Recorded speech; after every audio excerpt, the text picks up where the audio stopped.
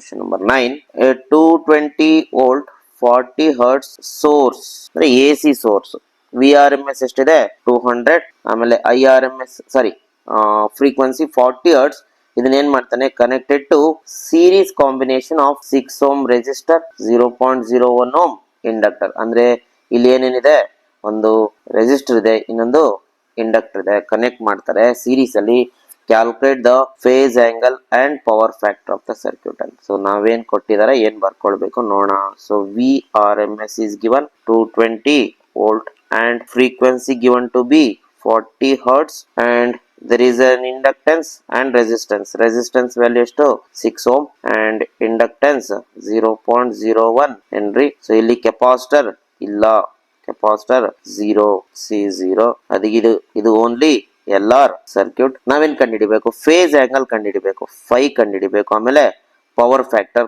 cos phi ಕಂಡುಹಿಡಿಬೇಕು so ಇಲ್ಲಿ cos phi ಮತ್ತೆ ಫೈ ಕಂಡುಹಿಡಿಯಕ್ಕೆ ನಮಗೆ ಎರಡು ಮೆಥಡ್ ಅಲ್ಲಿ ಕಂಡುಹಿಡಿಬಹುದು ಒಂದು R/Z ಇನ್ನೊಂದು tan phi so tan phi ಹಾಕೊಂಡು ಕಂಡುಹಿಡಿಬಹುದು ಸೊ ನೋಡಿ ಇಲ್ಲಿ ಬರೀತೀನಿ ಏನು ಒಂದು tan phi okay tan phi can be written as XL - XC by R ಹೌದಾ ಈಗ ಇದರಲ್ಲಿ tan phi is equal to XC ಇರಲ್ವಾ ಅಲ್ಲಿ ಉಳಿಯೋದು ನಿಮ್ಗೆ XL by R ಸೊ ನಾವೇನ್ ಮಾಡ್ಬೇಕು tan phi is equal to XL by R ಬಂತು XL ಕಂಡುಹಿಡ್ಕೊಳ್ಬೇಕು R ಅಂತೂ 6 ohm ಇದೆ ಸೊ XL ಹೆಂಗ್ ಕಂಡುಹಿಡ್ಕೊಳ್ಳೋದು ಯೂಸಿಂಗ್ ದ ಫಾರ್ಮುಲಾ ಸೊ ಇಲ್ಲಿ ಕಂಡುಹಿಡ್ಕೊಳ್ಳೋಣ XL is equal to 2 pi F into L so XL is equal to 2 pi F ಎಷ್ಟಿದೆ frequency 40 ಇದೆ so 40 into inductance value 0.01 henry ಇದೆ ಸೊ 0.01 ಅಲ್ಲಿಗೆ XL is equal to calculate ಮಾಡಿದ್ರೆ you are going to get 2.512 ohm ಬರುತ್ತೆ so this is the value of XL ಇದನ್ನ ಇಲ್ಲಿ substitute ಮಾಡಿ 2.512 divided by resistance value ಎಷ್ಟಿದೆ ಇಲ್ಲಿ 6 ohm ಇದೆ ಸೊ ಅಲ್ಲಿಗೆ tan phi is equal to 2.512 divided by 6 0.4186 ಬರುತ್ತೆ ನೀವು ಫೈ ಅನ್ನ ಕ್ಯಾಲ್ಕುಲೇಟ್ ಮಾಡಿದ್ರೆ which is tan inverse of 0.4186 and it comes out to be around 22.7 degree ಬರುತ್ತೆ 22.7 ಡಿಗ್ರಿ ಇದು cos ಫೈ ಇದು ಒಂದು ಮೆಥಡ್ ಆಯ್ತು ಫಸ್ಟ್ ಮೆಥಡ್ ಸೆಕೆಂಡ್ ಮೆಥಡ್ ಏನ್ ಗೊತ್ತಾ ಯೂಸಿಂಗ್ cos ಫೈ ನೀವು cos ಫೈ ಹಾಕೊಂಡ್ರೆ ಏನಾಗುತ್ತೆ ಗೊತ್ತಾ 2 in 1 ಪವರ್ ಫ್ಯಾಕ್ಟರ್ ಬಂದಾಗುತ್ತೆ ಜೊತೆಗೆ ಫೇಸ್ ಆಂಗಲ್ ಬಂದಾಗುತ್ತೆ ಸೆಕೆಂಡ್ ಮೆಥಡ್ ಅಲ್ಲಿ ಸೊ ಫಾರ್ ದಟ್ ನಾವೇನ್ ಮಾಡ್ಬೇಕು Z ಅನ್ನ ಕಂಡುಹಿಡ್ಕೊಳ್ಬೇಕು ಯಾಕೆ ಅಂತಂದ್ರೆ ಸೆಕೆಂಡ್ ಮೆಥಡ್ ಅಲ್ಲಿ we are going to use this formula cos phi direct formula cos phi ಹೇಳುತ್ತೆ R/Z ಸೊ ನನಗೆ Z ಬೇಕು Z ಕಂಡುಹಿಡ್ಕೊಂಡ್ಬಿಡೋಣ ಇಲ್ಲಿ ಸೊ Z ಹೆಂಗ್ ಕಂಡುಹಿಡಿಯೋದು ಅಂದ್ರೆ Z is equal to under root R square plus XL square so Z is equal to under root R ಎಷ್ಟಿದೆ R 6 ಇದೆಯಾ so 6 square plus XL ಇಲ್ಲಿ ಕಂಡುಹಿಡಿದಿದೆ ನೋಡಿ 22.512 ನ ಸ್ಕ್ವೇರ್ ಸೊ Z ಅನ್ನ ಕ್ಯಾಲ್ಕುಲೇಟ್ ಮಾಡಿದ್ರೆ you are going to get exactly 6.5 ohm ಬರುತ್ತೆ so ಇಲ್ಲಿ ಸಬ್ಸ್ಟಿಟ್ಯೂಟ್ ಮಾಡಿ Z ವ್ಯಾಲ್ಯೂನ 6.5 ಅನ್ನ ಇಲ್ಲಿ ಸಬ್ಸ್ಟಿಟ್ಯೂಟ್ ಮಾಡಿ R ಎಷ್ಟು R is 6 divided by 6.5 so ಅಲ್ಲಿಗೆ cos phi is equal to 0.923 so ನೋಡ್ರಿ ಇಲ್ಲಿ ನಮ್ಗೆ ಡೈರೆಕ್ಟ್ ಆಗಿ ಏನ್ ಬಂತು ಪವರ್ ಫ್ಯಾಕ್ಟರ್ ಸಿಕ್ಕೋಯ್ತು ಇದರಿಂದಾನೇ ನಾವೇನ್ ಮಾಡಬಹುದು ಫೈ ನ ಕಂಡುಹಿಡ್ಕೋಬಹುದು ನೋಡ್ರಿ ಈಸಿಯಾಗಿ so cos inverse of 0.923 so cos phi ಒಳಗಡೆನೇ ಏನಿರುತ್ತೆ ಫೈ ಇರುತ್ತೆ ಸೊ cos ಇನ್ವರ್ಸ್ ಆಫ್ 0.923 ನ ಕ್ಯಾಲ್ಕುಲೇಟ್ ಮಾಡಿದ್ರೆ you are going to get 22.7 degree ಬರುತ್ತೆ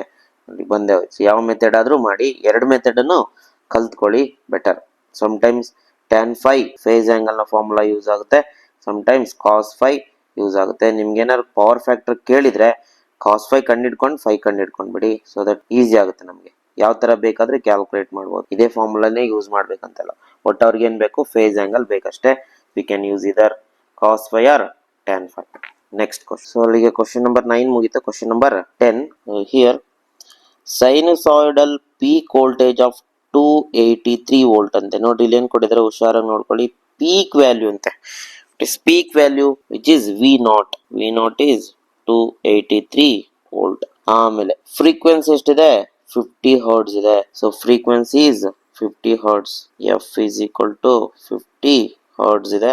ಆಮೇಲೆ is applied to series L C R circuit, ಅವನೇ ಕೊಟ್ಬಿಟ್ಟಾನೆ ಇದು ಎಲ್ ಸಿ ಆರ್ 3 ಕಾಂಪೋನೆಂಟ್ ಇದೆ ಅಂತ, in which R is 3 ohm, L is 25.48 and C is 796 milli farad ಅಂತ.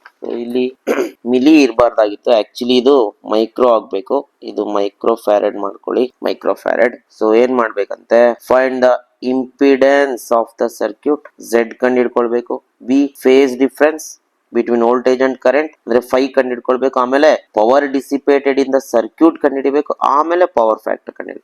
ನೋಡ್ರಿ ಇಲ್ಲಿ ಪವರ್ ಫ್ಯಾಕ್ಟರ್ ಕೊಟ್ಟಿದ್ದಾನೆ, ಅದಾದ್ಮೇಲೆ ಫೇಸ್ ಡಿಫರೆನ್ಸ್ ಕೊಟ್ಟಾನೆ. Better we need to use cos 5 ನ ಯೂಸ್ ಮಾಡಿದ್ರೆ ನಮ್ಗೆ ಅನುಕೂಲ ಆಗ್ತದೆ instead of using tan 5. So ಈಗ ಇಲ್ಲೇ ವ್ಯಾಲ್ಯೂಸ್ ಕೊಟ್ಟಿದ್ದಾನೆ, ಮತ್ತೊಮ್ಮೆ ಬರ್ಕೊಳ್ಳೋದು ಬೇಡ. 6 L ಮತ್ತೆ ಸಿ ನ ನಾವು ಸ್ಟ್ರೈಟ್ ಅವೇ ಏನ್ ಮಾಡೋಣ, ಝೆಡ್ ಕಂಡು ಹಿಡ್ಕೊಳ್ಳೋಣ. ನೋಡ್ರಿ ಝೆಡ್ ಕಂಡು ಹಿಡ್ಕೊಳ್ಬೇಕಂದ್ರೆ ನಿಮ್ಗೆ ಏನ್ ಬೇಕು, first to find Z we need under root 3 component ಇದೆ, R square X L minus X C whole square. ನಿಮ್ಗೆ ಆರ್ ಬೇಕು, ಆರ್ ಆಲ್ರೆಡಿ ರೆಡಿ ಇರುತ್ತೆ. ಎಕ್ಸ್ ಎಲ್ ಮತ್ತೆ ಎಕ್ಸ್ ಸಿ ಕಂಡು ಹಿಡಿಬೇಕು using L and C. First ಏನ್ ಮಾಡೋಣ, X L ಕಂಡು ಹಿಡ್ಕೊಳ್ಳೋಣ. X L first find 2 pi f into L. So XL is equal to 2 pi. It is F here. ಅವನಿಗೆ ಕೊಟ್ಟಿದೆ ನೋಡ್ರಿ 50 hertz into L value 25.48 milli henry ಅಂತ ಕೊಟ್ಟವನೆ. So ನೀವು calculate ಮಾಡಿದ್ರೆ XL you are going to get around 8 ohm ಬರುತ್ತೆ, 8 ohm. This is the value of XL. ಹಾಗೆ XC ಕಂಡು ಹಿಡ್ಕೊಳ್ಳೋಣ. XC is equal to 1 by 2 pi f into C. So XC is equal to 1 by 2 pi. Frequency again 50 hertz. C ಎಷ್ಟಿದೆ 796 micro ಮಾಡ್ಕೊಳ್ಳಿ, ಅದನ್ನ 796 micro farad. So typing mistake ಆಗಿರುತ್ತೆ type ಮಾಡುವಾಗ input. So XC ನೀವು calculate ಮಾಡಿದ್ರೆ you are going to get around 4 ohm ಬರುತ್ತೆ. Okay, now we can find out Z. So Z is equal to under root, what is R, 3 square plus XL 8 minus XC 4 whole square.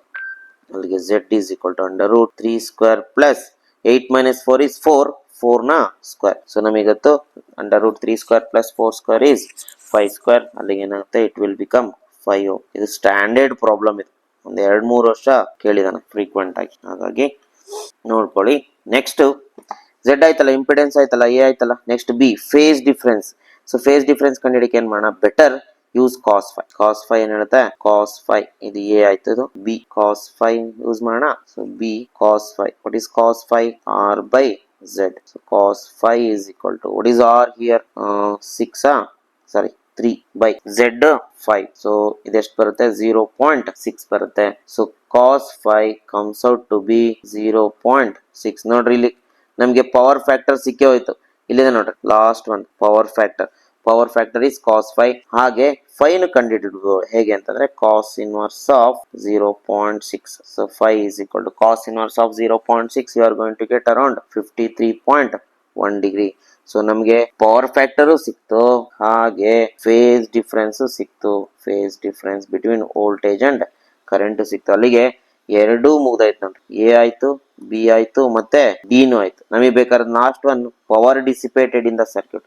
ಇದಕ್ಕೂ ನೋಡ್ರಿ power dissipated in the L C R circuit ಗೆ formula power average power dissipation is equal to V R M S ಹಂಗೆ I R M S into cos 5 ಅಂತ ಬರ್ಕೊಳ್ತೀವಿ.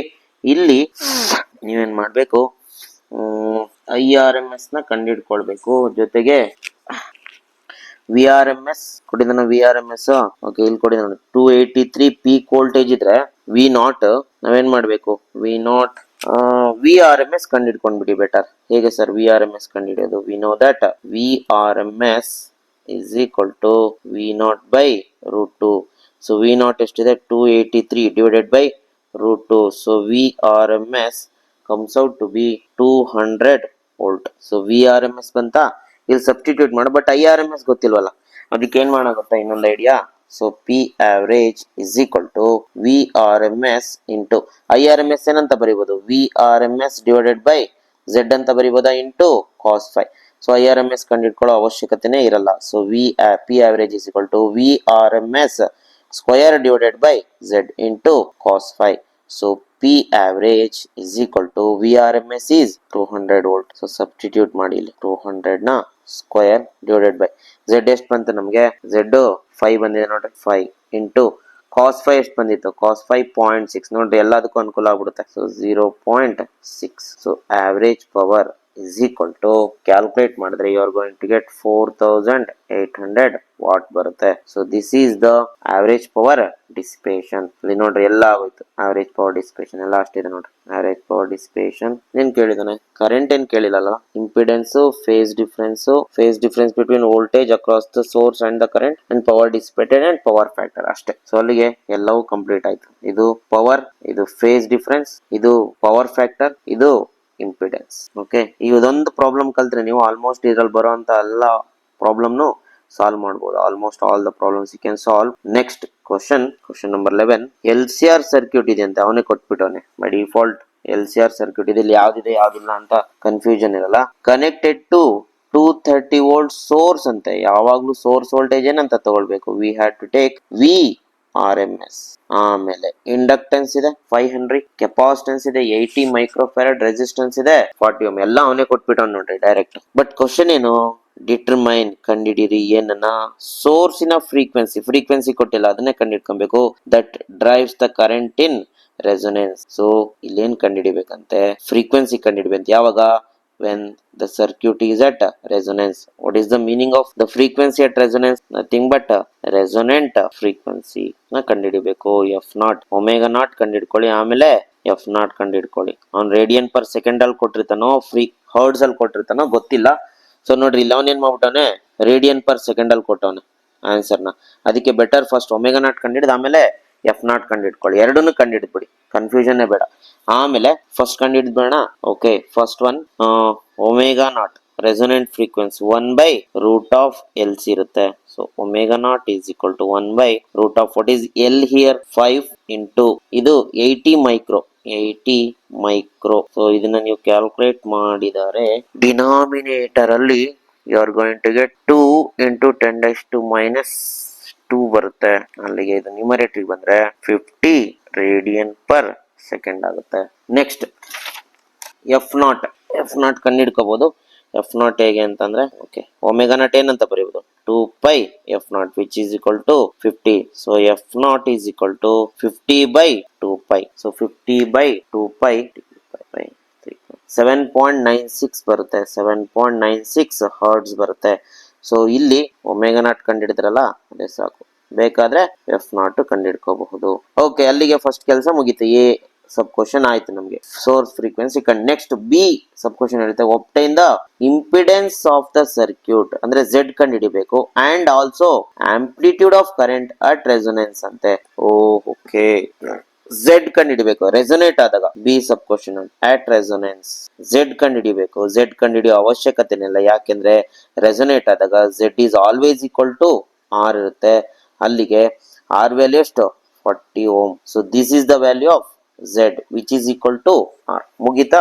Next ನೋಡ್ರಿ, amplitude of current ಅಂತೆ. Amplitude of current ಅಂದ್ರೆ maximum value of current. So for that we need RMS current. First RMS current ಕಂಡಿಡ್ಕೊಳ್ಳಿ. What is RMS current?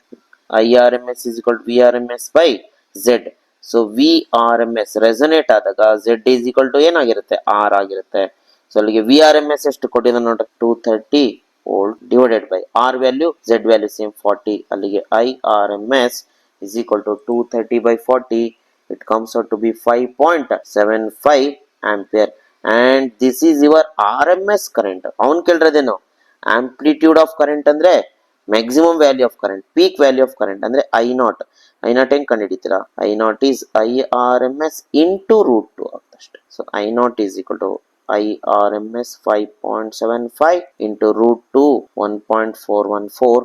So I0 is equal to 8.28 ampere ಬರುತ್ತೆ. This is the value of peak value. Correct ಅಲ್ಲ? So I0 ಕಂಡಿಡಿ. ನಿಮಗೆ confusion ಇದ್ರೆ ಎರಡನ್ನು ಕಂಡಿಡಿದ್ಬಿಡಿ, RMS current as well as peak current. So Z ಬಂತು 40 RMS current and peak value of current. ಅಲ್ಲಿಗೆ B sub question ಮುಗಿತಾ. Next third sub question, determine the RMS potential drops across the 3 elements of the circuit ಅಂತೆ. Potential drop ಗಳು ಕಂಡುಹಿಡಿಬೇಕು. ಇದು LCR circuit ಆಗಿರೋದ್ರಿಂದ ನಿಮಗೆ ಹೀಗಿರುತ್ತೆ ನೋಡಿ. ಒಂದು ಡ್ರಾ ಮಾಡ್ಬಿಡ್ತೀನಿ ಸರ್ಕ್ಯೂಟ್ ಅನ್ನ. ಇದು L, ಇದು C, ಇದು R. ಸೊ ಸಪ್ಲೈ ವೋಲ್ಟೇಜ್ ಎಷ್ಟು ವಿ ಆರ್ ಎಂ ಎಸ್ ಎಷ್ಟಿದೆ ಅಲ್ಲಿ 230 ವೋಲ್ಟ್ ಇದೆ. ಈ 230 ವೋಲ್ಟ್ ಏನಾಗುತ್ತೆ ಇಲ್ಲಿ ಸ್ವಲ್ಪ ಡ್ರಾಪ್ ಆಗುತ್ತೆ. ಇಲ್ಲಿ ಇಂಡಕ್ಟರ್ ಹತ್ರ ಎಷ್ಟು ಡ್ರಾಪ್ ಆಗುತ್ತೆ ಇಂಡಕ್ಟರ್ ಹತ್ರ ವಿ ಎಲ್ ಅದನ್ನೇ ಕಂಡುಹಿಡಿಬೇಕು. ಇಲ್ಲಿ ವಿ ಸಿ ಇಲ್ಲಿ ವಿ ಆರ್ ಯಾವಾಗ ಆಟ್ ರೆಸೊನೆನ್ಸ್. ಇದೊಂದು ಮ್ಯಾಜಿಕ್ ಇದೆ ನೋಡಿ, ಏನಂತಂದ್ರೆ ರೆಸೊನೇಟ್ ಆದಾಗ ವೋಲ್ಟೇಜ್ ಗಳು ಎಷ್ಟೆಷ್ಟು ಇರಬೇಕು ಅಂತ ನಮ್ಗೆ ಆಲ್ರೆಡಿ ಕಂಡೀಷನ್ ನಾನು ಹೇಳ್ಕೊಟ್ಟಿದ್ದೀನಿ. ಎಷ್ಟೆಷ್ಟು ಇರಬೇಕು ಕಂಡೀಷನ್ ಅಂತಂದ್ರೆ ವೋಲ್ಟೇಜ್ ಗಳು ನಾವು ಈಸಿಯಾಗಿ ಹೇಳ್ಬೋದು. ರೆಸೊನೇಟ್ ಆದಾಗ ಯಾವಾಗ್ಲೂ ಅಷ್ಟೇ ರೆಸೊನೆನ್ಸ್ ಕಂಡೀಷನ್ ಏನು X L is equal to X C, ಆಮೇಲೆ V L is equal to V C ಬರಲೇಬೇಕು ರೆಸೊನೇಟ್ ಆದಾಗ. ಆಮೇಲೆ V R is always equal to V R M S. ಅಂದ್ರೆ ಈ 230 ಎಕ್ಸಾಕ್ಟ್ಲಿ ಇಲ್ಲಿ ಡ್ರಾಪ್ ಆಗುತ್ತೆ. ಆಮೇಲೆ ವಿ ಸಿ ಮತ್ತೆ ವಿ ಎಲ್ 0 ಇರಲ್ಲ, ಈಕ್ವಲ್ ಇರುತ್ತೆ. ಸೊ ಚೆಕ್ ಮಾಡೋಣ, ಅದನ್ನೇ ಕೇಳಿರೋದು ಅವ್ರು ನಾವು. ಸೊ ಅದಕ್ಕೆ ಏನ್ ಮಾಡೋಣ, ಫಸ್ಟ್ ವೋಲ್ಟೇಜ್ ಅಕ್ರಾಸ್ ಇಂಡಕ್ಟರ್ ತಗೊಳ್ಳೋಣ. ಇದ್ರ ಮೂಲಕ ಕರೆಂಟ್ ಎಷ್ಟು ಹೋಗ್ತಿದೆ ಐ ಇಂಟು ಎಕ್ಸ್ ಎಲ್. ಇಲ್ಲೇನಿದೆ ಐ ಇಂಟು ಎಕ್ಸ್ ಸಿ. ಇಲ್ಲೇನಿದೆ remove this one voltage current into opposition. ಇಲ್ಲಿ ಯಾವ ಕರೆಂಟ್ ಹಾಕೊಳ್ಬೇಕು ಐ ಅಂದ್ರೆ I R M S current ಹಾಕೊಳ್ಬೇಕು. ಆರ್ ಎಂ ಎಸ್ ಕರೆಂಟ್ ಎಷ್ಟಿದೆ ನಮಗೆ 5.75 ಇದೆ. 5.75 ಆಂಪಿಯರ್ ಒಂದೊಂದೇ ಕಂಡಿಡಿಯನ್. ಈಗ first V L I R M S ಅಂತಾನೆ ಬರ್ಕೊಳ್ಳಿ into X L. So V L is equal to I R M S 5.75 into X L can be written as. ನೋಡ್ರಿ X L ಇಲ್ಲಿ ಕಂಡಿಡ್ದಿಲ್ಲ ಅಲ್ವಾ ನಾವು, ಎಕ್ಸೆಲ್ ಕಂಡಿಡ್ಕೊಂಡ್ ಬೇಡ. ಸೊ ಇಲ್ಲೆಲ್ಲಾರು ಸೈಡ್ ಅಲ್ಲಿ ಅಥವಾ ಇಲ್ಲೇ ಬರ್ಕೊಂಡ್ ಬೇಡ. ಎಕ್ಸೆಲ್ ನ 2πfl ಅಂತ ಬರ್ಕೊಳ್ಬೇಡಿ. You can write omega naught into L because X L can be written as omega L. ಹೌದಾ, X C can be written as one by omega C. ಇಲ್ಲಿ ರೆಸೊನೇಟ್ ಆದಾಗ ರೆಸೊನೆಂಟ್ ಫ್ರೀಕ್ವೆನ್ಸಿ ಹಾಕೊಳ್ತೀರಾ. ಸೊ ಅಲ್ಲಿಗೆ V L is equal to ಸ್ವಲ್ಪ rewrite ಮಾಡ್ಕೊಳ್ತೀನಿ I R M S. ಈಗ substitute ಮಾಡಿ. What is I R M S 5.75 into omega naught ಎಷ್ಟು resonant frequency omega naught into L. This comes out to be omega naught 50 into L inductance 5. ಅಲ್ಲಿಗೆ 50 into L 5 ಅಲ್ಲಿಗೆ ಏನಾಗುತ್ತೆ 250 ಆಗುತ್ತೆ. So calculate ಮಾಡಿದ್ರೆ multiply ಮಾಡಿದ್ರೆ ಮೂರನ್ನು V L comes out to be 1437.5 volt ಬರುತ್ತೆ. This is the value of voltage drop. ಇಲ್ಲಿ voltage drop ಆಗೋದು ನೋಡ್ರಿ, ಕೊಟ್ಟಿರೋದು 230, ಇಲ್ಲಿ ಡ್ರಾಪ್ ಆಗ್ತಿರೋದು ಎಷ್ಟು 1437.5 ವೋಲ್ಟ್ ಡ್ರಾಪ್ ಆಗುತ್ತೆ. ವಿ ಸಿ ಚೆಕ್ ಮಾಡಿ ನೋಡ್ರಿ, ಇದೇ ಮ್ಯಾಜಿಕ್. ವಿ ಸಿ ಏನು I R M S into X C. V C V C is equal to I R M S into X C can be done as 1/ಒಮೆಗಾ naught into C ಬರ್ಕೊಳ್ಬೇಕು. ಅಲ್ಲಿಗೆ V C is equal to what is I R M S 5.75 into one by omega naught again 50 into C.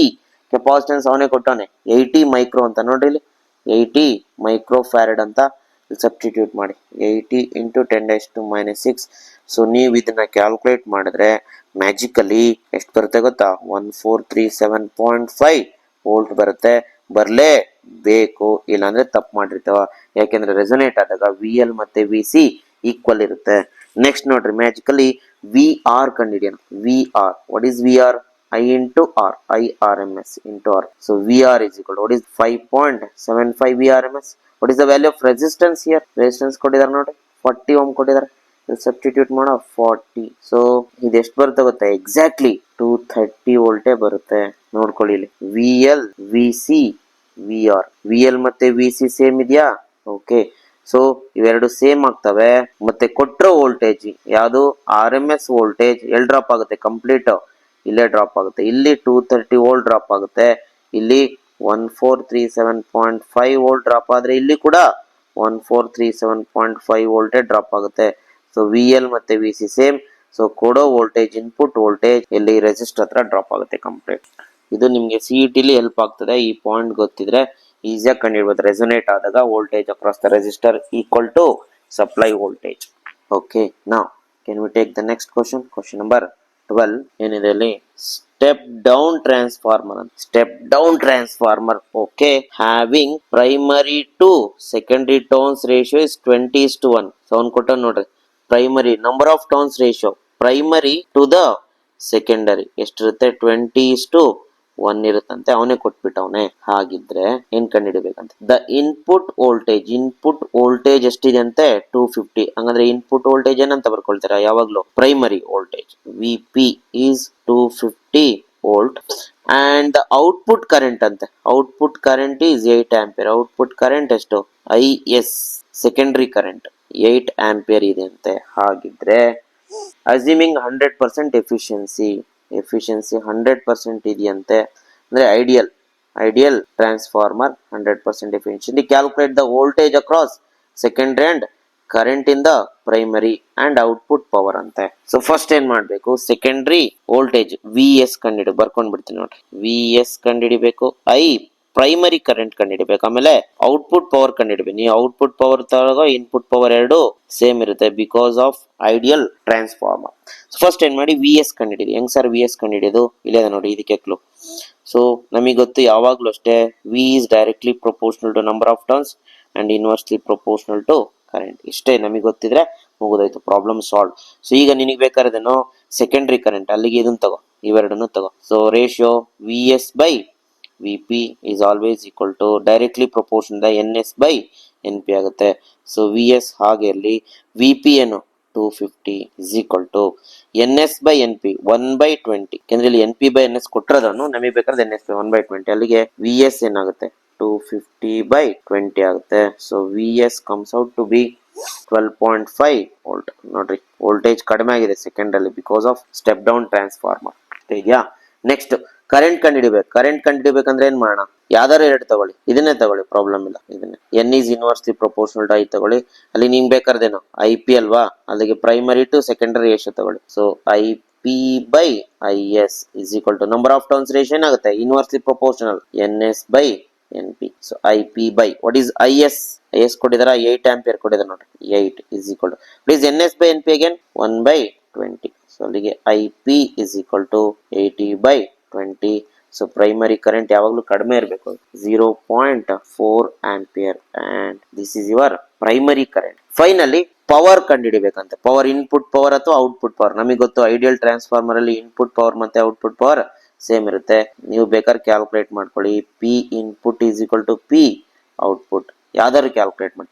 Input power ಕಂಡುಹಿಡ್ಬೇಕಂದ್ರೆ input voltage input current, output secondary voltage secondary current. So we P ಎಷ್ಟು, V P ಅಲ್ಲಿದೆ 250 into primary current 0.4 ಎಷ್ಟು ಬರುತ್ತೆ, 100 watt ಬರುತ್ತೆ. Output calculate ಮಾಡಿ, V S ಎಷ್ಟು, ಎಲ್ಲಿದೆ V S 12.5. Okay 12.5. What about I S ಕೊಡಿದೆ ನೋಡಿ 8 ಆಂಪಿಯರ್. ಅಲ್ಲಿ ಇದು ಕೂಡ ಎಷ್ಟು ಬರುತ್ತೆ, 100 ವ್ಯಾಟೇ ಬರುತ್ತೆ, ಬರಲೇಬೇಕು. ಇನ್ಪುಟ್ ಆದ್ರೂ ಆಯ್ತು ಸೇಮು, ಔಟ್ಪುಟ್ ಆದ್ರೂ ಆಯ್ತು ಸೇಮ್ ಬರಲೇಬೇಕು, ಬಂದೇ ಬರುತ್ತೆ 100 ವ್ಯಾಟ್. ಸೊ ಇದು ಪವರ್, ಇದು primary current, and this is the secondary voltage. Next question number 13. L C R circuit ಇದೆ ಅಂತ ನೋಡಿ. ಎಲ್ ಸಿ ಆರ್ ಸರ್ಕ್ಯೂಟ್ 3 ಇದೆ ಕಾಂಪೋನೆಂಟ್, ಕಂಟೈನ್ಸ್ 100 ಓಮ್ ರೆಸಿಸ್ಟೆನ್ಸ್ ಇದೆ ಅಂತೆ, 200 ವೋಲ್ಟ್ ಸಪ್ಲೈ ವೋಲ್ಟೇಜ್ ಅಂತೆ, ಅಂಡ್ 300 ರೇಡಿಯನ್ ಪರ್ ಸೆಕೆಂಡ್ ಏನಿದೆ omega. ಅಲ್ಲಿಗೆ ಬರ್ಕೊಳ್ಳೋಣ ಇದನ್ನ. ಇಲ್ಲಿ ರೆಸಿಸ್ಟರ್ ಇದೆ, ಸಪ್ಲೈ ಎಷ್ಟು V R M S 200 volt, ಹಾಗೆ omega frequency F angular frequency ಕೊಟ್ಟಿದ್ದಾರೆ 300 ರೇಡಿಯನ್ ಪರ್ ಸೆಕೆಂಡ್ ಕೊಟ್ಟಿದ್ದಾರೆ. ರೆಸಿಸ್ಟೆನ್ಸ್ ಎಷ್ಟಿದೆ R is equal to 100 ohm. Next ಏನಾಗುತ್ತೆ ಕ್ವಶನ್ ನೋಡಿ, ಇಫ್ ಏನಾದ್ರೂ only capacitance is taken out from the circuit. ಓಹೋ ಇಲ್ಲಿ ನೋಡ್ರಿ, ಇಲ್ಲಿ ಇದೆಂತ circuit, L C R circuit. ಇಲ್ಲಿ 3 ಇದಾವೆ, all the 3 R present, L C ಮತ್ತೆ ಆರ್. ಎಲ್ಲೂ ಇದೆ, ಸಿ ಇದೆ, ಆರು ಇದೆ. ಇದು ಒರಿಜಿನಲ್ ಸರ್ಕ್ಯೂಟ್, ಮೇನ್ ಸರ್ಕ್ಯೂಟ್. ಅವ್ರೇನ್ ಹೇಳ್ತಾರೆ, ಇಫ್ ಏನಾದ್ರೂ ಕೆಪಾಸಿಟೆನ್ಸ್ ನಾನು ಅದರಿಂದ ಆಚೆ ತೆಗೆದ್ಬಿಟ್ರೆ ಅವಾಗ ಏನ್ ಉಳ್ಕೊಳ್ಳುತ್ತೆ, ರೆಸಿಸ್ಟೆನ್ಸ್ ಮತ್ತೆ ಒರಿಜಿನಲ್ ಸರ್ಕ್ಯೂಟ್ ಅಲ್ಲಿ ಇಂಡಕ್ಟರ್ ಮಾತ್ರ ಉಳ್ಕೊಳ್ಳುತ್ತೆ. ಅದನ್ನ ಬರ್ಕೊಳ್ಳೋಣ. When the capacitor is taken out, first A ಅಂತ ಬರ್ಕೊಳ್ಳೋಣ. When the capacitor is taken out, we left with only inductor and capacitor. So ಅಲ್ಲಿಗೆ ಸರ್ಕ್ಯೂಟ್ ಅಲ್ಲಿ ರೆಸಿಸ್ಟರ್ ಇದೆ ಮತ್ತೆ ಇಂಡಕ್ಟರ್ ಮಾತ್ರ ಇದೆ, ಆರ್ ಮತ್ತೆ ಎಲ್ಲಿದೆ. ಅವಾಗ rest of the circuit is joined ಅಂತೆ, rest of the circuit is joined and current lagging behind voltage by 60 degree. ಈ ಸರ್ಕ್ಯೂಟ್ ಅಲ್ಲಿ ಕರೆಂಟು ಲ್ಯಾಗಿಂಗ್ ಇರುತ್ತಂತೆ. ಆಬ್ವಿಯಸ್ಲಿ ಇರಲೇಬೇಕು, ಯಾಕೆಂದ್ರೆ ಇದು ಇಂಡಕ್ಟರ್ ಡಾಮಿನೇಟಿಂಗ್ ಸರ್ಕ್ಯೂಟ್. ಸೊ ಹಾಗಾಗಿ ಕರೆಂಟ್ ಲ್ಯಾಗಿಂಗ್ ಇರಲೇಬೇಕು, ಇರುತ್ತೆ. ಎಷ್ಟು ಡಿಗ್ರಿ ಫೇಸ್ ಡಿಫ್ರೆನ್ಸ್ ಎಷ್ಟಿದೆ? 5. ಈ ಸರ್ಕ್ಯೂಟ್ ಅಲ್ಲಿ ಫೇಸ್ ಡಿಫ್ರೆನ್ಸ್ 60 ಡಿಗ್ರಿ ಅಂತ ಸರ್ಕ್ಯೂಟ್ ಇದೆ, ಎಲ್ಲ ಸರ್ಕ್ಯೂಟ್. ಆಮೇಲೆ ಇನ್ನೇದಿಯಂತೆ, ಇಫ್ ಏನಾದ್ರೂ ಕಂಟಿನ್ಯೂ ಮಾಡೋ question, if on the other hand only inductor is taken out. ಈಗ ಮೇನ್ ಸರ್ಕ್ಯೂಟ್ ಇಂದ ಏನ್ ಮಾಡಿ, ಇಂಡಕ್ಟರ್ ನ ತೆಗೆದ್ಬಿಡಿ. ಅವಾಗ ಉಳ್ಕೊಳ್ಳೋದು ನಿಮ್ಗೇನು, ಆರ್ ಮತ್ತೆ ಸಿ ಉಳ್ಕೊಳ್ಳುತ್ತೆ. ಇಂಡಕ್ಟರ್ ನ ತೆಗೆದ್ಬಿಟ್ರೆ ಅವಾಗ current leads voltage by 60 degree ಅಂತೆ. ಅವಾಗ ಫೇಸ್ ಡಿಫರೆನ್ಸ್ ಎಷ್ಟಿರುತ್ತಂತೆ? 60 ಡಿಗ್ರಿ. ಇಲ್ಲಿ ಬರ್ಕೊಳ್ತೀನಿ ನೋಡ್ರಿ, B when inductor is taken out from the main circuit ಇಂದ, ಅವಾಗ we left with only C R circuit. ಈ ತರ ಕಾಣುತ್ತಾ, ಆರ್ ಮತ್ತೆ ಸಿ ಇರುತ್ತೆ. ಇವಾಗ ಫೇಸ್ ಡಿಫರೆನ್ಸ್ ಎಷ್ಟಿರುತ್ತಂತೆ? ಇವಾಗ್ಲೂ ಕೂಡ ಫೇಸ್ ಡಿಫರೆನ್ಸ್ 60 ಡಿಗ್ರಿನೇ ಇರುತ್ತಂತೆ. ಹಾಗಿದ್ರೆ ಏನ್ ಕಂಡುಹಿಡಿಬೇಕಂತೆ ನಮ್ಗೆ? Find the current flowing in the circuit. Current flowing ಇಂದ ಯಾವ ಸರ್ಕ್ಯೂಟ್? ಕರೆಂಟ್ ಫ್ಲೋಯಿಂಗ್ ಇಂದ ಮೈನ್ ಸರ್ಕ್ಯೂಟ್ ಕಂಡುಹಿಡ್ಕೊಬೇಕು. ಮೈನ್ ಸರ್ಕ್ಯೂಟ್ ಅಲ್ಲಿ ಕರೆಂಟ್ ಎಷ್ಟು ಹೋಗ್ತಿತ್ತು, ಇಲ್ಲಿ ಅದರರ್ಥ IRMS ಕಂಡುಹಿಡ್ಕೊಬೇಕು. ಒರಿಜಿನಲ್ ಸರ್ಕ್ಯೂಟ್ ಅಲ್ಲಿ ಇರ್ತಕ್ಕಂಥ ಕರೆಂಟ್ ಕಂಡುಹಿಡ್ಕೊಬೇಕು. ಈಗೇನ್ ಮಾಡೋಣ, ಕಂಡೀಷನ್ಸ್ ತಗೋಣ. ಫಸ್ಟ್ ಕೆಪಾಸಿಟರ್ ತೆಗೆದ್ಬಿಟ್ಟಿದ್ರೆ LR ಸರ್ಕ್ಯೂಟ್ ಇದೆ, ಫೇಸ್ ಡಿಫರೆನ್ಸ್ ಕೊಟ್ಟಿದ್ದಾರೆ. ಸೊ ಫೇಸ್ ಡಿಫರೆನ್ಸ್ ಕೊಟ್ರೆ ನಾವೇನ್ ಮಾಡೋಣ, ಇಲ್ಲಿ better to use tan phi instead of cos phi. tan phi use ಮಾಡ್ಕೊಳ್ವಾ, ಯಾಕೆ ಅಂತಂದ್ರೆ ಇದರಲ್ಲಿ XL ಮತ್ತೆ R ಇರುತ್ತೆ. So tan phi is equal to XL by R ಆಗುತ್ತೆ. XC ಇಲ್ಲಿ 0, ಅದ್ರ ಕಾಂಪೊನೆಂಟೇ ಇರಲ್ಲ. ಅಲ್ಲಿಗೆ tan phi ಎಷ್ಟು? tan 60 degree is into R. XL ಗೊತ್ತಿಲ್ಲ, ಬೈ R ಈ ಕಡೆ ಕಳಿಸ್ಬೇಡ, ಇಷ್ಟು ಬಂತ XL. ನೆಕ್ಸ್ಟ್ XC ಕಂಡುಹಿಡ್ಕೊಳ್ಳೋಣ. ಏನಕ್ಕೆ ಇದೆಲ್ಲ ಕಂಡುಹಿಡ್ತಾರೆ? tan phi is equal to ಏನು? XL minus XC. ಇಲ್ಲಿ XL ಏನಾಗಿರುತ್ತೆ? 0. Only we left with XC by R. So ಅಲ್ಲಿಗೆ ಇಲ್ಲೂ ಕೂಡ ಏನಿದೆ? tan 60 ಡಿಗ್ರಿ ಇಂಟು ರೆಸಿಸ್ಟೆನ್ಸ್ ಈ ಕಡೆ ತಗೊಂಡ್ ಬನ್ನಿ, we left with only XC. ಇಲ್ಲಿ ಅಬ್ಸರ್ವ್ ಮಾಡಿ, ಈ ಎರಡು ಇಕ್ವೇಶನ್ ಅಲ್ಲೂ ಇವೆರಡರಲ್ಲೂ XL ಮತ್ತೆ XC ಸೇಮ್ ಇದೆ. From these two we can say that XL is equal to XC. ಇದರ ಅರ್ಥ ಏನು? The circuit is at resonance. Circuit resonate ಆಗಿದೆ, XL ಮತ್ತೆ XC ಈಕ್ವಲ್ ಆಗಿದೆ. ಹಾಗಾದ್ರೆ ಪ್ರಾಬ್ಲಮ್ ತುಂಬಾ ಸಿಂಪಲ್ ಆಯ್ತು. The main circuit is at resonance. So therefore at resonance ಏನಾಗಿರುತ್ತೆ? XL is equal to XC and Z is equal to R ಆಗಿರುತ್ತೆ. ಸೊ ನಮಗೆ ಯಾಕೆ ಇದನ್ನ ಬರದೆ ಅಂದ್ರೆ, ನಮಗೆ ಏನ್ ಬೇಕಾಗಿರೋದಲ್ಲಿ IRMS. What is IRMS? VRMS by Z. Sir resonate ಆದಾಗ ಏನಂತ ಬರಿಬಹುದು? VRMS ಬೈ Z ಜಾಗದಲ್ಲಿ R ಬರಿಬಹುದು. ನೋಡ್ರಿ, ಪ್ರಾಬ್ಲಮ್ ಕಂಪ್ಲೀಟ್ ಆಗೋಯ್ತು. VRMS ಎಷ್ಟು? Supply voltage 200. R ಎಷ್ಟು? R ಕೊಟ್ಟಿದ್ದಾನ 100 ಕೊಟ್ಟಿದ್ದಾನೆ, ಆಯ್ತಲ್ಲ ಪ್ರಾಬ್ಲಮ್. ಸೊ ಅಲ್ಲಿಗೆ 200 by 100. So it comes out to be 2 ampere and this is the answer. 2 ampere ಇದೆ ನೋಡ್ರಿ, ಯಾವ ತರ ಕೇಳ್ತಾನೆ ನೋಡ್ರಿ ಕ್ವಶನ್. ಸೊ ಇದು ರೆಸೊನೆನ್ಸ್ ಆಗಿದೆ ಅಂತ ಡೈರೆಕ್ಟ್ ಕೊಡೋ ಬದಲು ಈ ತರ ಕೊಟ್ಟಿದ್ದಾನೆ. ಹೋಪ್ ನಿಮ್ಗೆ ಪ್ರಾಬ್ಲಮ್ ಗೊತ್ತಾಗಿದೆ ಅನ್ಕೊಂಡಿದೀನಿ. ನಾವು can we take question number 14. Okay, question number 14 ಅಲ್ಲಿ a bulb of 60 volt 100 watt is connected to 100 volt 60 hertz AC source ಅಂತ ಒಂದು ಬಲ್ಬ್ ಇದೆ ಅಂತ. ಅದ್ರ ಜೊತೆಗೇನು ಸೆಂಟೆನ್ಸ್ ಕಂಪ್ಲೀಟ್ ಆಗಿ ನೋಡಿ, source with an inductance coil in series ಅಂತೆ. ಓಕೆ, ಇಲ್ಲಿ ಬಲ್ಬ್ ಇದೆ ಅಂತೆ, ಒಂದು ಕಾಯಿಲ್ ಇದೆ. ಇಲ್ಲಿ ಬಲ್ಬ್ ಅನ್ನ ನಾವೇನಂತ ತಗೊಳ್ಬೇಕು?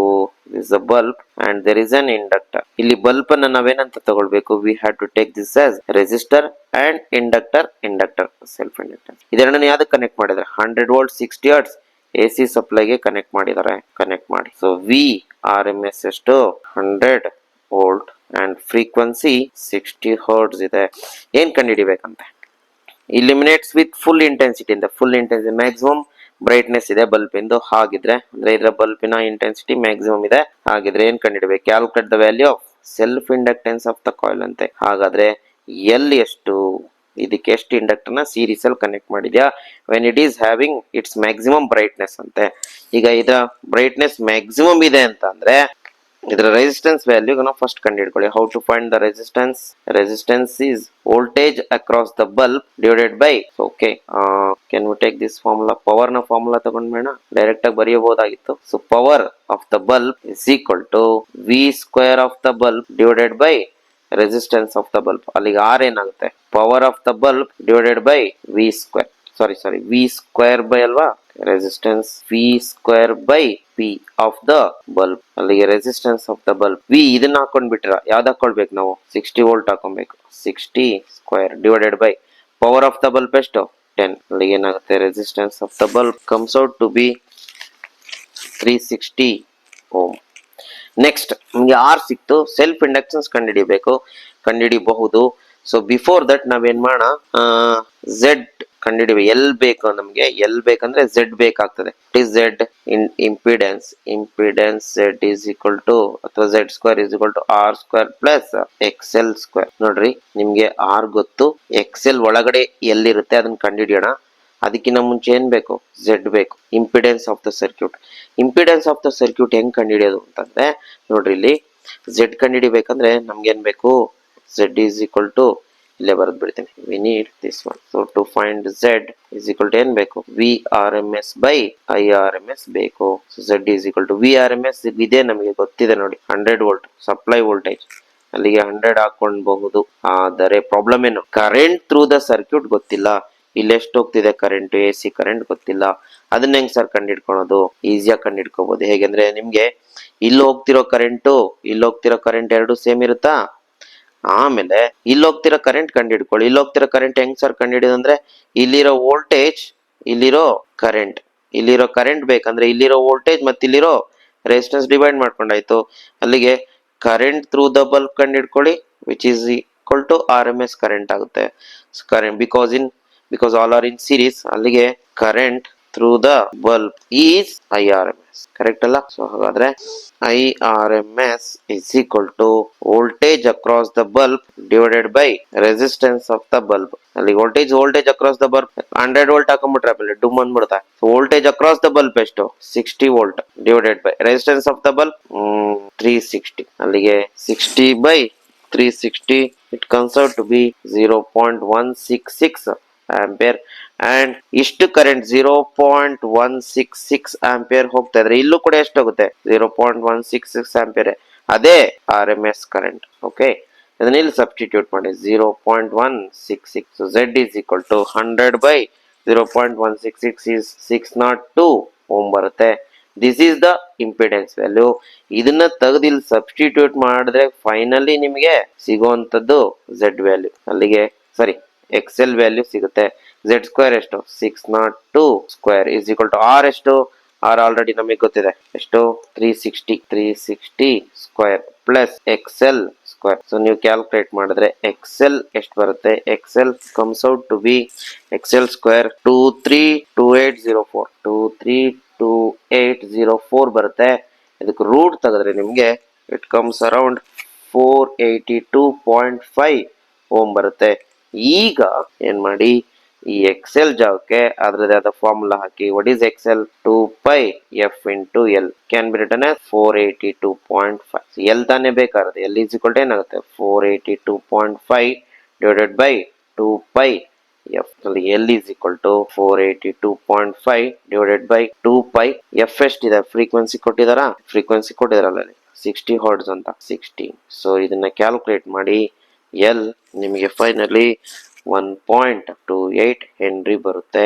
So this is the final answer. ಇದನ್ನೇ ಕಂಡುಹಿಡಿಬೇಕಾಯ್ತು ನಾವು. 1.28 ಇದೆ ನೋಡ್ರಿ, ಇಷ್ಟೇ ನೋಡ್ರಿ. ಇಷ್ಟೆಲ್ಲ ಸರ್ಕಸ್ ಮಾಡ್ಬೇಕಾಗುತ್ತೆ.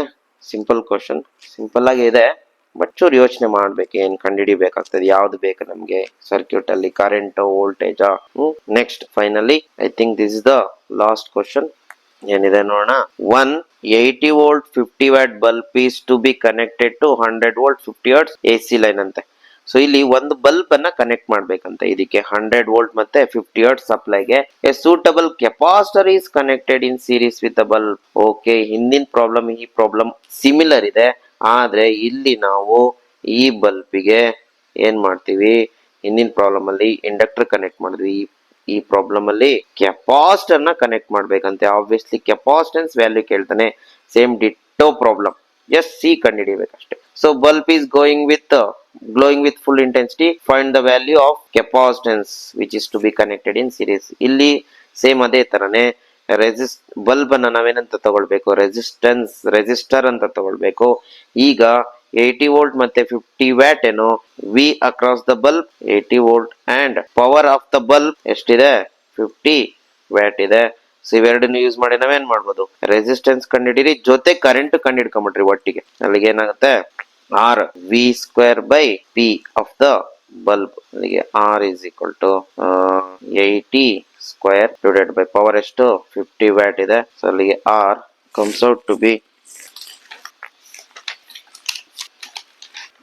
ಆರ್ ವ್ಯಾಲ್ಯೂ ನಮಗೆ 128 ಬರುತ್ತೆ. 128 ಓಮ್ ಬರುತ್ತೆ. ಹಾಗೆ ಕರೆಂಟ್ ಅನ್ನ ಕಂಡುಹಿಡ್ಕೊಳ್ಳಿ. ನೋಡಿ ಕರೆಂಟ್ ಇನ್ನ ಈಸಿಯಾಗಿ ಕಂಡುಹಿಡಿಬಹುದು ನಾವು. ಹೇಗೆ ಅಂದ್ರೆ, we know the power and we know the voltage. So current ನೀವು ರೆಸಿಸ್ಟೆನ್ಸ್ ಅಂದ್ರೆ ಯೂಸ್ ಮಾಡಿ ಅಂದ್ರೆ ಈ ಫಾರ್ಮುಲಾನಾದ್ರೂ ಯೂಸ್ ಮಾಡಿ, ಅಥವಾ ಯಾವ formula we can use power can be written as voltage into current across the bulb. ಅಥವಾ ನೀವೇನ್ ಮಾಡಬಹುದು, R is equal to V by I of the bulb R ಕಂಡುಹಿಡಿಬಹುದು. ಸೊ ಇದನ್ನ ಯೂಸ್ ಮಾಡೋಣ. ಸೊ ಅಲ್ಲಿಗೆ ಏನಾಗುತ್ತೆ, I of the bulb current through the bulb is equal to power divided by voltage across the bulb ಆಗುತ್ತೆ. ಅಲ್ಲಿಗೆ current through the bulb is equal to power of the bulb 50 divided by voltage across the bulb 80. So ಎಷ್ಟು ಬರುತ್ತೆ, current through the bulb is equal to 0.625 ಬರುತ್ತೆ, 5 ampere ಬರುತ್ತೆ. So ಇದನ್ನೇ ನಾವೇನಂತ ತಗೊಳ್ತೀವಿ, this is taken as I R M S. ಅಂದ್ರೆ ಇದ್ರಲ್ಲಿ ಹೋಗ್ತಿರೋ current ಇದ್ರಲ್ಲಿ ಹೋಗ್ತಿರೋ ಕರೆಂಟ್ ಎರಡು ಸೇಮ್. ಇವಾಗ ಏನ್ ಮಾಡೋಣ, ಝೆಡ್ ಕಂಡಿಡ್ಕೊಳ್ಳೋಣ. ಝೆಡ್ ಕಂಡಿಡಿಯಕ್ಕೆ ಏನಾಗುತ್ತೆ, V R M S divided by I R M S. Total opposition is equal to total voltage ಎಷ್ಟು, net voltage 100 divided by current through the elements ಎಷ್ಟು ಸೇಮ್ ಇರುತ್ತೆ, which is 0.625. so z comes out to be 160 ohm. once z ಬಂತಂದ್ರೆ ನಾವೇನ್ ಮಾಡ್ಬೋದು, X C ಕಂಡು ಹಿಡ್ಕೋಬಹುದು, ಆಮೇಲೆ C ಕಂಡು ಹಿಡ್ಕೋಬಹುದು.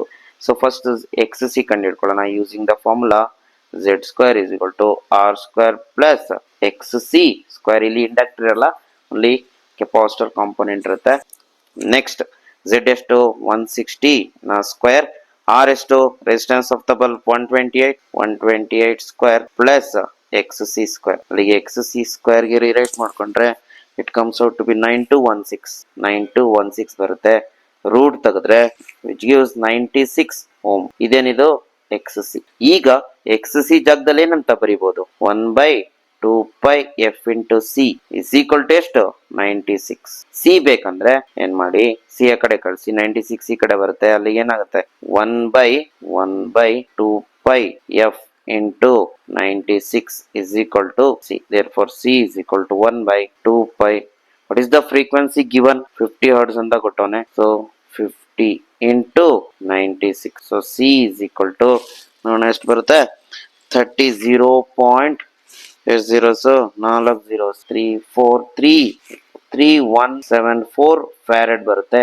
ಅಥವಾ ಇದನ್ನೇನಂತ ಬರೆಯಬಹುದು, 33 ಮೈಕ್ರೋ ಫ್ಯಾರಡ್ ಅಂತ ಬರೆಯಬಹುದು. ಸೊ ಇದೇ ನಿಮ್ಮ ಫೈನಲ್ ಆನ್ಸರ್. 33 ಇದೆಯಾ, ಇದೆ ನೋಡಿ, 33 ಮೈಕ್ರೋ ಫ್ಯಾರಡ್. ಬೇಕಾದ್ರೆ ಸ್ಕ್ರೀನ್ ಶಾಟ್ ತಕ್ಕೊಳ್ಳಿ. So this completes